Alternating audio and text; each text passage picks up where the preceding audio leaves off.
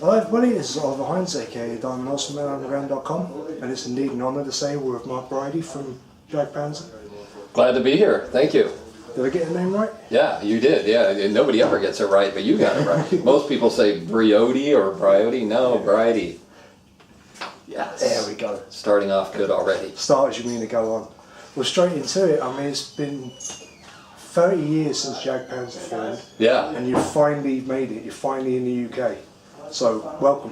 Thank you. Yeah, we've been trying to get in the UK for forever, but you know, Kerrang never covered us. I don't know why, so they never covered us. Yeah. So you know, and I don't know. I don't know if that hurt us coming to the UK, but yeah, this is the first time we were ever booked to come here, so we jumped on the chance. I mean, I was shocked when I saw the poster and it said first ever UK show. I thought, no, but... Yeah, I was shocked when they made it work, because I've always wanted, I mean, I grew up like reading Metal Forces magazine, reading Kerrang, and so I've always wanted to play the UK, so this is cool.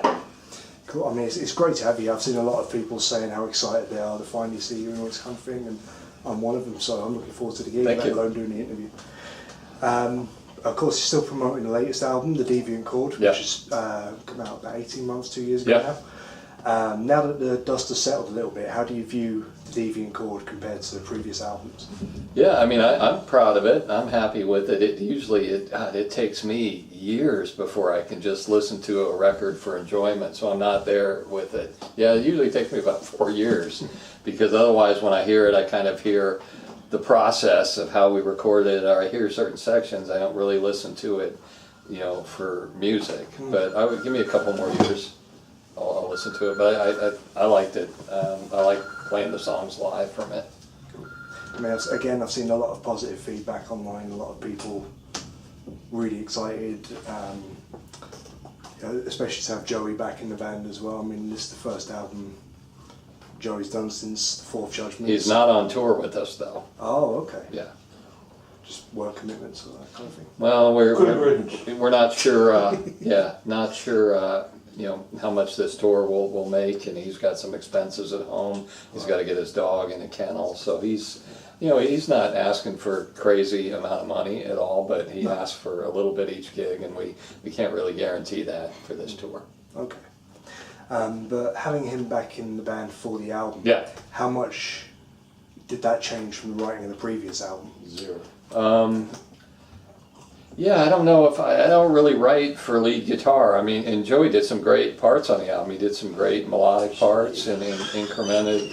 You know, he sort of enhanced the rhythms a lot. I thought he did a great job. But yeah, I don't really write with lead guitar player in mind. So yeah, the writing didn't really change at all. But I thought he did an excellent job on the record.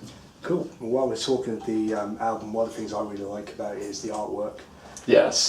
It's really cool. It's one of those ways where it's cartoony, but it's not goofy. Yeah. You know what I mean? So I really like it in that regard. Who did the artwork? That's Dusan Markovic from Serbia.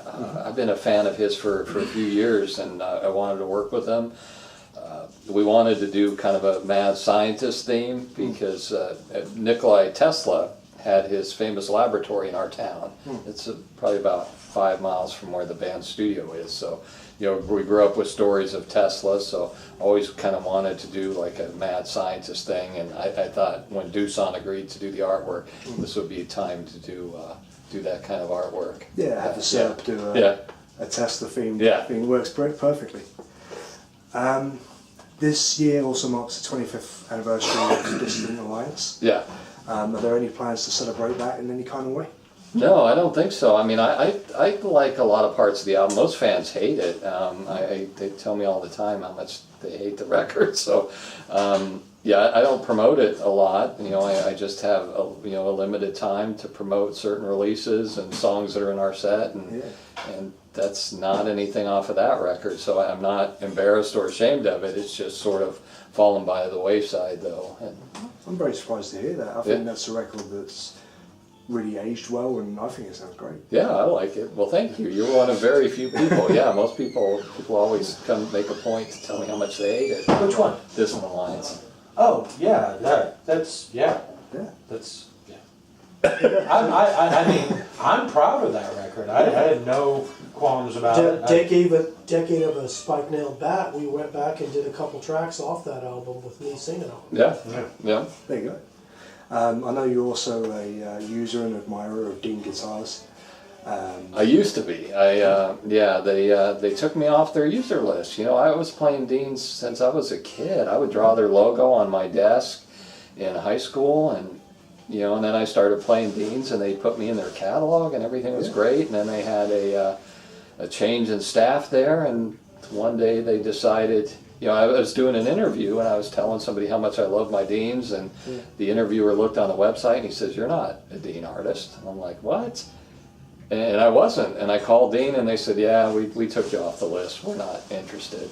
Okay, Well, whatever. nice of them to let you know. Yeah, I know. It was completely embarrassing during an interview. So I called the ESP. I always liked ESP guitars, and they were like, you know, "Glad to have you aboard." Yeah, and they had me a guitar within a week, and so I've been playing ESP ever since. Yeah. So, I'm not going to say fuck Dean, but Dean. Yeah, it was disappointing. You know, I was always like I really tried to promote the brand. You know, I know they had much bigger guitar players than me, but I really worked. You know, I thought I did a good job promoting the brand.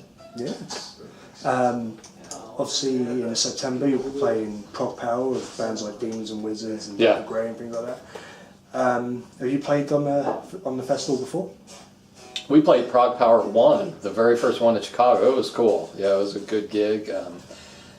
Lots of people from the U.S. metal scene all go to that show, so it's like seeing old friends again. And so Cool. that's going to be a cool show. Yeah. And we did actually play with Demons and Wizards at Bang Your Head one year. Yeah, and that was cool. Yeah, John Schaefer's Yeah, a we're friend good of ours. friends with those He's a good dude. Cool. I mean, I think you can hear a bit of Jag Panzer influence in some of my stuff. Materials. Well, they do say we are the founders of American power metal, and that's the bucket that they are seem to be placed in. So. But John says he'd never heard of us before, so That's kind of like Joachim when he said that he had never heard, or that nobody in Sweden knows who Jag Panzer is. Bollocks. Well, just to round it off then, obviously, like I say, you've got Prog Power coming up, you're still promoting the Deviant Chord. Beyond Prog Power, what's the plans for the rest of the year, and are you going to leave it as long, do you know, between the next album? we're gonna record the whole Prog Power set for a live Blu-ray and album. We haven't done a live album yet, so I think we're gonna make Prog Power.